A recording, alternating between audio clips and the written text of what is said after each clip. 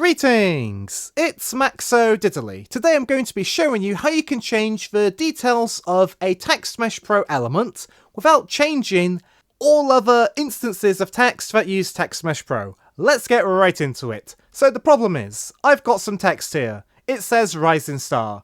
I want to make the outline thicker, but in doing so, I'm making other TextMesh Pro objects have a thicker outline, and I don't want that. So, let's get into how we do it. The underlying issue is, all of these properties of your TextMesh Pro, down here, they are part of a material. So basically what's going on is, with TextMesh Pro, each font has its own material. And when you change the properties of a material, anything that has an instance of that material is going to have its properties be changed. And that's where the problem lies. The great news is you can easily make new fonts and then apply them to your TextMesh Pro elements. So then when you're changing the properties of one, only TextMesh Pro objects with that material will be impacted. So what you want to do is you want to go up to Window, then you want to go to TextMesh Pro, and then you want to go to Font Asset Creator. And basically, you're going to make your own little font. So you can pick a source font, I'll just stick with the default one.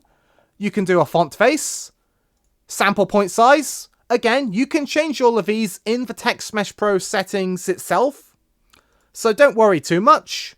Then you want to click on Generate Font Atlas once you've done all of your settings.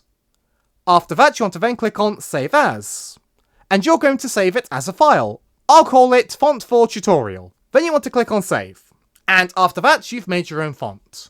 Then you want to go to a TextMesh Pro object, and find the TextMesh Pro component.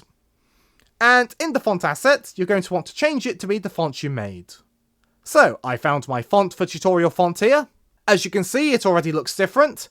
And if I change the thickness of the outline, only this TextMesh Pro element is being impacted because it's the only one that has this font. So now I have two TextMesh Pro components that have the same font. My font for tutorial. If I were to change the thickness of one, the thickness of the other will also change. If you don't want this behavior, you then go and make another font and assign it to one of the elements.